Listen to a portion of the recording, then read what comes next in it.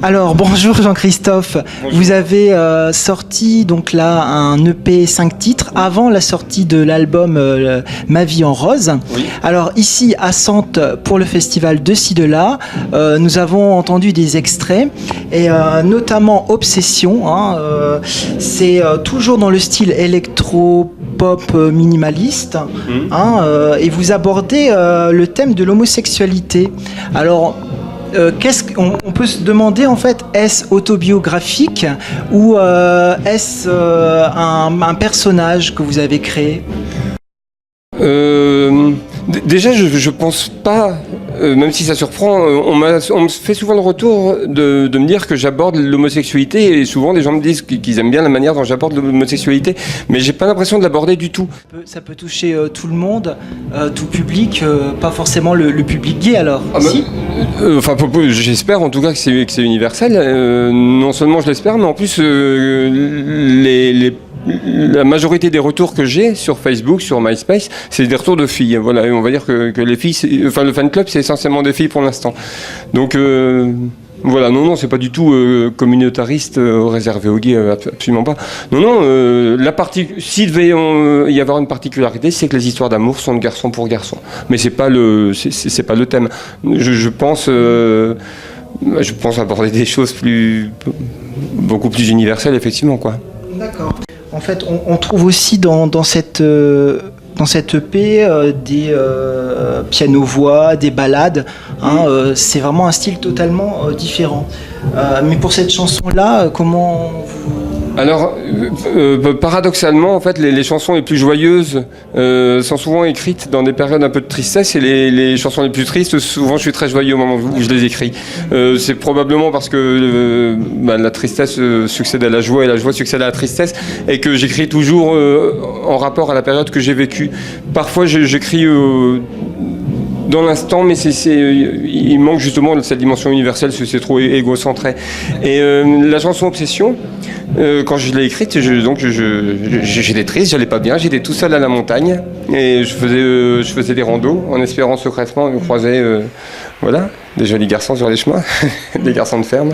Et donc en général, comment vous écrivez vos chansons? Vous êtes chez vous ou alors ça vous vient instantanément et vous composez d'abord les textes et ensuite la musique? Comment vous travaillez exactement? En fait, chaque chanson a sa propre histoire, et pour l'instant, je n'ai pas réussi à faire de généralité. J'ai toujours un petit carnet avec moi et j'écris beaucoup. Voilà, les chansons naissent souvent de 2-3 mots. J'écris aussi des livres. Quand moi j'écris un livre, en tout cas, c'est très différent. On a la place pour développer une idée, un sentiment, une ambivalence, les caractères de personnages au sein d'un dialogue. Une chanson, c'est très très court, et souvent c'est 2-3 mots juxtaposés. Je prends un exemple, mais sur le premier album, il y a une chanson qui s'appelle Vœux funèbres. C'est quand je t'aime que je me trompe, et c'est quand je te trompe que tu m'aimes. Voilà. J'avais écrit ça sur un carnet. Une fois qu'on a ça, j'ai envie de dire, en tout cas pour moi, la chanson est écrite. Ou bien Obsession, je n'ai qu'une obsession, c'est les garçons. C'est léger, c'est sucré, c'est futile, mais ça m'a fait une chanson. Comment s'est passée la collaboration avec Vincent Marie Bouveau? Merveilleusement bien. Au-delà de la collaboration artistique et professionnelle, c'est une très belle collaboration humaine.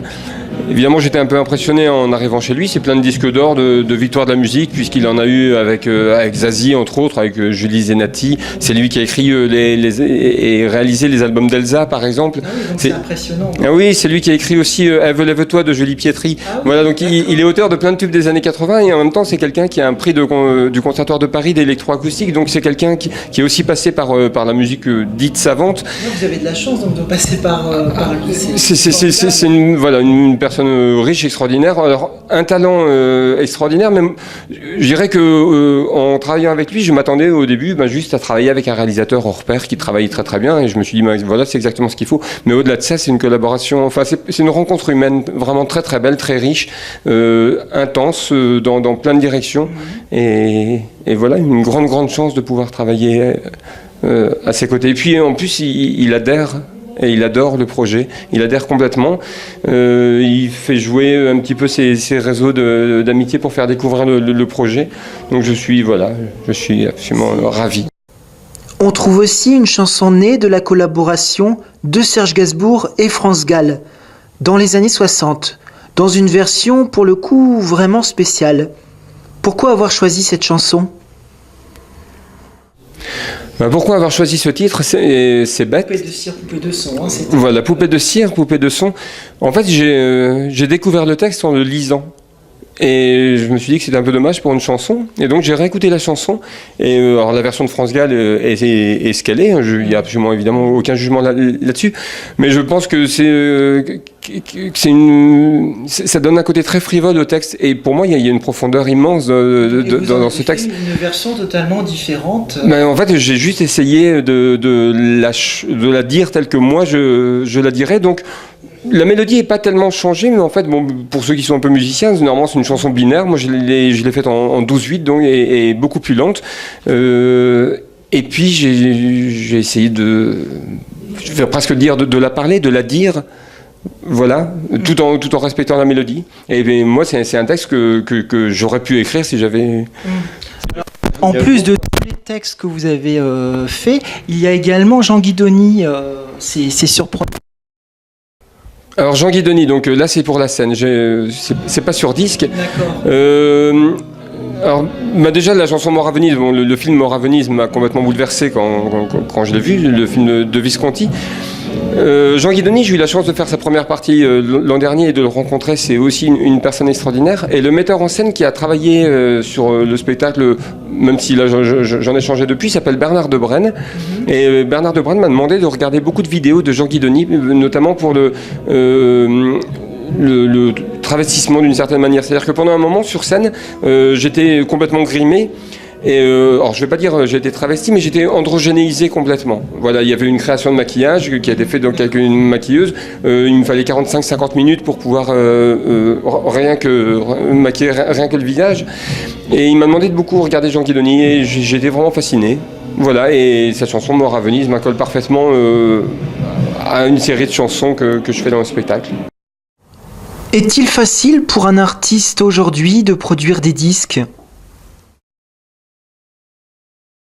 Tout dépend ce qu'on appelle produire un disque. En ce qui me concerne moi,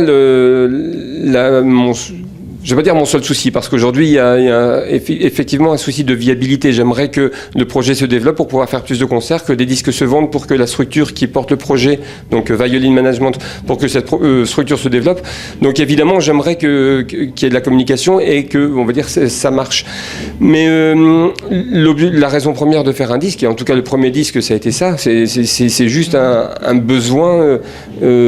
presque vital. En fait, il n'y a même pas forcément besoin que ça devienne un disque, mais il y a un besoin, pour moi, vraiment vital, quasiment comme respirer, un besoin de créer, quoi.